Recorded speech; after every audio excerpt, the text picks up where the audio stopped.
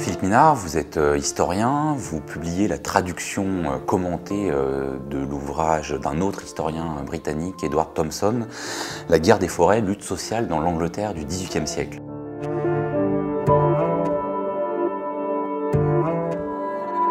Les Blacks, ce sont des braconniers et on les a appelés comme ça parce que, pour ne pas être reconnus, ils se maquillaient le visage de noir.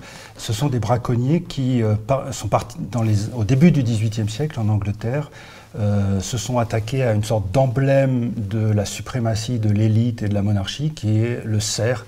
Le cerf est l'animal royal de la forêt, celui qui est l'emblème de la majesté. Et dans les années 1720, il y a eu dans la forêt de Windsor, qui est une des chasses royales très réputées, et puis dans la région à côté, tout ça se passe au sud-ouest de Londres, des attaques répétées de braconnage et qui manifestaient en fait de la part des paysans une sorte de protestation contre la privatisation auquel ils assistaient, la privatisation des terres et l'interdiction qui leur était faite non seulement de chasser le cerf, mais aussi les lapins qui proliféraient à ce moment-là, ou tout acte de glanage, de ramassage du bois, ils étaient en quelque sorte comme expulsés de la forêt. Et c'est pour ça qu'ils partaient à l'assaut de ces chasses réservées. Et ça a donné de la part du pouvoir royal une très très brutale réaction en 1723. La loi qu'on appelle le Black Act punit de mort le braconnage et le simple fait de pénétrer armé sur une chasse ou un parc seigneurial avec le visage masqué. Et ça a donné lieu à toute une législation en Angleterre qu'on a appelée le Bloody Code, le code sanglant, punissant très très brutalement des actes qui étaient des actes assez banals, comme le fait de braconner, d'aller ramasser du bois ou de la tourbe. Et cette brutalité a marqué profondément la société anglaise du XVIIIe siècle.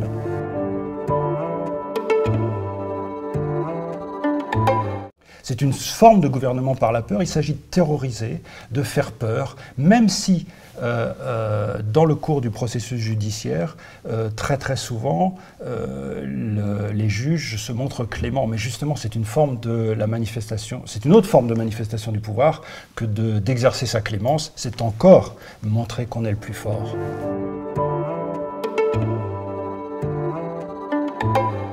En fait, cette protestation des paysans, elle s'inscrit dans un mouvement plus large qui est une réaction contre le développement de l'individualisme possessif au XVIIIe siècle. Et les paysans ont réagi parce qu'ils se sentaient peu à peu expropriés. C'est une sorte de protestation des dépossédés, si vous voulez, qu'exprime le braconnage en s'attaquant au symbole du cerf. Et ils étaient expropriés de quoi? Ils étaient expropriés du fait que, depuis des siècles, pour survivre, les paysans non seulement avaient les revenus de leurs terres, loués, possédés, ou bien simplement de leur travail, mais en même temps, ils avaient des droits d'usage sur les terres de tous, riches et pauvres. Et progressivement, avec le phénomène qu'on appelle les enclosures ou enclotures, le fait qu'on privatise les terres, ça voulait dire la fin des usages collectifs et ça voulait dire la condamnation pour les paysans les plus pauvres à crever, puisqu'ils étaient privés d'un complément de ressources qui était partie intégrante de leur économie domestique. Et donc, la question qui est posée pour nous aujourd'hui, par comparaison, c'est celle des biens communs. À l'époque, on parle de droits d'usage, de biens communaux. Pour nous, aujourd'hui, c'est la question des communs, c'est-à-dire le contrôle de l'usage d'un certain nombre de connaissances. Alors, je pense bien sûr aux ressources naturelles, l'air, l'eau, qui peut en disposer. C'est la question de la marchandisation des ressources naturelles qui est en cause. On peut penser aussi à un certain nombre de biens publics. Est-ce que les équipements collectifs, est-ce que les équipements de santé doivent être payants ou pas? On peut penser aussi au commun de la connaissance. C'est une question très très brûlante aujourd'hui. Et le texte de Thompson, il a beau être ancré dans le XVIIIe siècle, il débouche sur ces enjeux-là.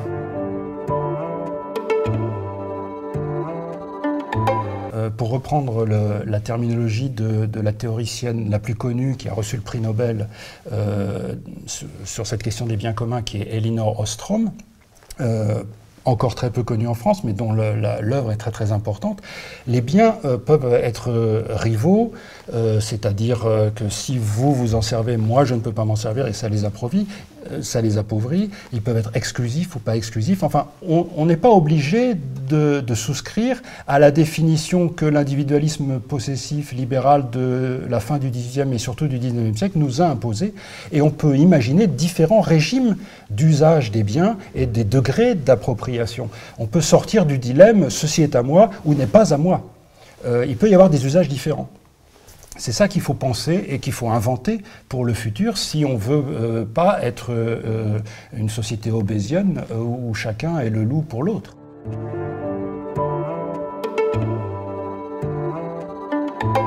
Dans l'ouvrage de Thompson, on voit très bien que l'usage que font les élites du droit est celui qu'en termes marxistes classiques, on pourrait dire un instrument de domination de classe. La loi est faite par les puissants au service des puissants. Mais en même temps, on voit bien que ce que les paysans invoquent contre le Bloody Code et contre ce que les lois parlementaires veuillent leur imposer, c'est la notion de l'anglais né libre, freeborn Englishman. Et ils opposent le droit coutumier ancien, et c'est au nom de leur droit, ce qu'ils considèrent comme étant leur bon droit à eux, qu'ils s'opposent au droit parlementaire. Et donc on voit par là que la question du droit doit être désagrégée d'une certaine manière. Le droit n'est pas quelque chose d'unique. Le droit est quelque chose qui est une arène dans laquelle des combats de classe, des combats d'intérêt s'expriment. Et donc c'est plutôt dans une vision dynamique et agonistique, si j'ose dire, combative, qu'il faut concevoir le droit. Et Thompson va dans ce sens-là. Il sort d'une vision qu'un marxiste un petit peu simplifié avait pu accréditer pour montrer que le droit est comme la politique, comme l'État, un lieu d'affrontement et que l'histoire n'est pas écrite à l'avance, qu'il y a toujours des possibles. Et que donc on peut se battre aussi. Ce n'est pas juste une chose formelle, le droit. C'est un terrain sur lequel on peut se battre. Et ça peut être une arme de contestation, ça peut être une arme d'émancipation. Ce que les syndicats français, par exemple, ont compris au cours du XIXe siècle. Ils ont eu au début une attitude très très hostile au droit. Le droit, c'était le droit bourgeois. Ça n'avait rien à voir avec les intérêts de classe. Et puis progressivement, ils ont pris conscience que oui, on pouvait se battre devant les tribunaux et qu'il fallait user cette arme-là comme une autre.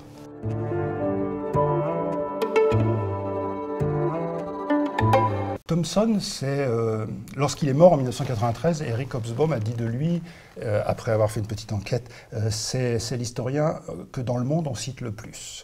Et l'année 2013 a été l'année Thompson d'une certaine manière. C'était le 50e anniversaire de la parution de son grand livre sur la formation de la classe ouvrière anglaise, et c'était aussi le 20e anniversaire de sa mort.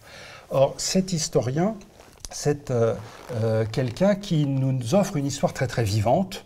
Le récit qu'il fait des événements dont nous venons de parler est un récit qui narre de façon très très passionnante, prenante, poignante la résistance désespérée des perdants magnifiques que sont les braconniers, parce qu'ils ont perdu.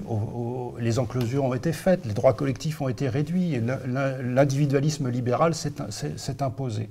Il nous donne une histoire très très vivante, et en même temps une histoire qui est une histoire par en bas, une histoire sociale, profondément ancrée dans les pratiques. On quitte les sommets et les couloirs du pouvoir pour voir comment les gens vivent, agissent, se débattent.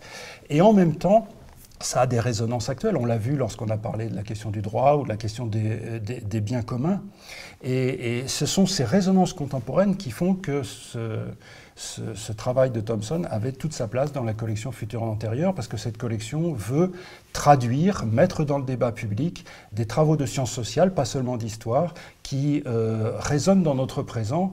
Et c'est aussi un acte de foi dans les sciences sociales. Et en même temps, ça correspond à la volonté de revitaliser, d'apporter une petite contribution à la revitalisation du débat intellectuel que je trouve un peu plat en France, à l'heure où dans la presse on nous fait croire que Jacques Attali ou Alain Minck écrivent leurs livres, ou bien que BHL est un grand penseur ou que Finkielkraut est un philosophe. On voudrait offrir justement un élément, une petite pierre à la relance d'un débat intellectuel de fond dont la morosité politique actuelle montre que nous avons grand besoin.